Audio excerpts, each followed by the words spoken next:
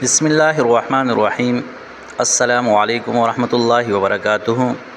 د حاجت وظیفې د یوټیوب چینل مینوالو کتونکو ورونو او خویندو، الله تعالی مو همیشه د لپاره خوشاله تر او تازه کامیاب او کامران ساته. الله تعالی مو د غم ال مصیبت او درنه پمانه حفاظت کې ساته. الله تعالی مو د ژوند او د زړه ټول ارمانونو پوره کا. زما عزتمندونن د یو نوي او خاص وظیفې سره ستاسو په خدمت کې حاضر یم.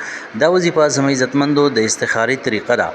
استخاره زما عزتمندو طلب د خیر ته ویل کېږي. او د دې کوم دینو مختلفې طریقې دي. د ټول نه بهتره طریقه چې کوم دا زما عزتمندو هغه طریقه ده چې کومه مسنون طریقه ده. دا د ټول نه بهتره ده زما عزتمندو. اول به زه تاسو ته مسنون طریقه بیان کوم، دا غي نه بعد برته بیا چې کوم دین مجرب طریقې بیان کوم چې ان شاء الله دا غي سره تاسو ته واضح شي چې دې کار کې تاسو د لپاره خیر دی یا شر دی. نو زما عزتمندو اول مسنون طریقه تاسو بیانوم. هغه دا سره چې 2 رکعات نفل بو کې 2 رکعات نفل دی وکړل، دا غي نه بعد بیا دا دعا چې کوم دین وای. پر دعا نه مخکې زما عزتمندو رسول الله صلی الله علیه وسلم باندې درود شریف ویل پکار دي. دعا دارا اللهم اني استخيرك بعلمك واستقدرك بقدرتك واسالك من فضلك العظيم فانك تقدر ولا اقدر وتعلم ولا اعلم وانت علام الغيوب اللهم ان كنت تعلم ان هذا الامر. نو چې کله ته ان هذا الامر وې نا خپل کار هغه خپل څه د پاره چې ته استخاره کې هغه خپل ذهن کې راولي چې دغه کار خير لي في ديني ومعاشي واقبة امري فاقدره لي ويسره لي ثم بارك لي فيه وان كنت تعلم ان هذا الامر. نو بیا به خپل کار او دغه شانتي ست د پاره چې ته استخاره کې هغه به ذهن کې راولي. شر لي في ديني ومعاشي واقبة امري فاصرفه عني واصرفني عنه واقدر لي الخير حيث كان ثم ارزقني به. بس زما عزتمندو د مسنون دعا دا او دغه شانتي مسنون استخاره دا دغه طریقه را.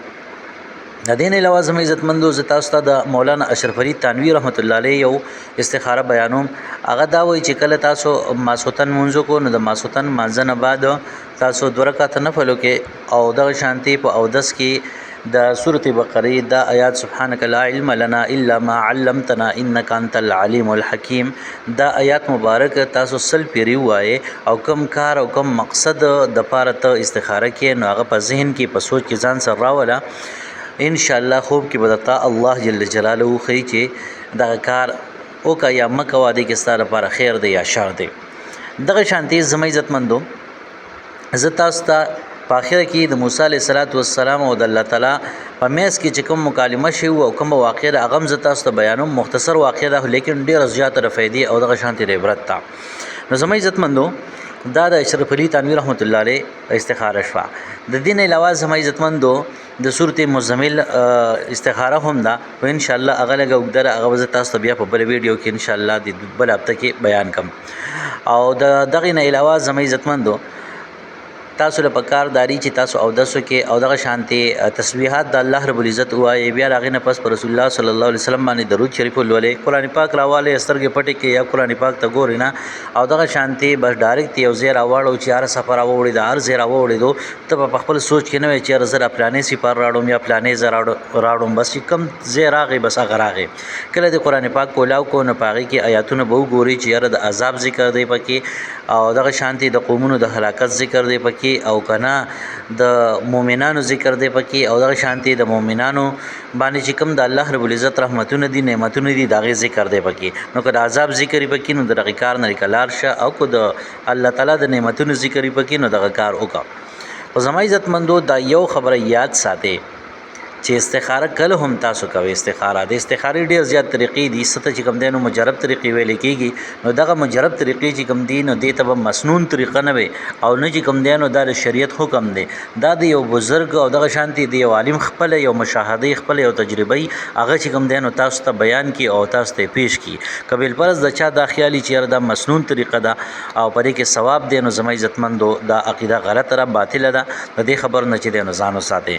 و ز تاسو ته کوم د موسی علیه السلام واقع بیان. موسی علیه السلام الله رب العزت تعالی زو کې الله ته سبا سکار کې الله جل جلاله ورته فرمایي چې زما بنده کلیمه زه چې څه کوم په خپل امر او ارادې سره کوم من دا تپوسونه مه کوه. لیکن موسی علیه السلام بار بار چې کوم دی تپوسونه وکړل نو الله جل جلاله ورته فرمایل چې په دغه سیند باندې به سبا درې کشتۍ راپورې وځي دا درې واړه به زه تباه کوم او غرق کوم به یې اوبو کې به یې ډوبوم. موسی علیه السلام چونکې د زړه کې د امت سره چې کوم دی نو مینه وه او دغه شانتې رحمت وبکې رحم وبکې نو هغه وایي چې یاره دا خلک د دې اوبو نه بچ شي.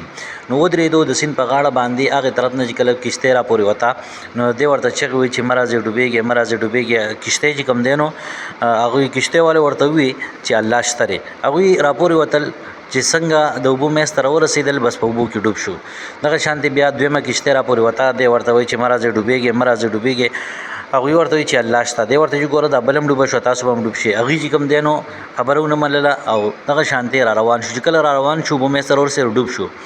بیا درېیمه کشتۍ وه چې هغه راپورې وتله نو دی ورته وایي چې مه راځئ ډوبېږي ګوره دا دوه کشتۍ ډوبې شولې تاسو به هم ډوب شئ. هغه ورته وایي چې الله دې خیر وکړي. هغوی راپورې وتل ډوب نه شو.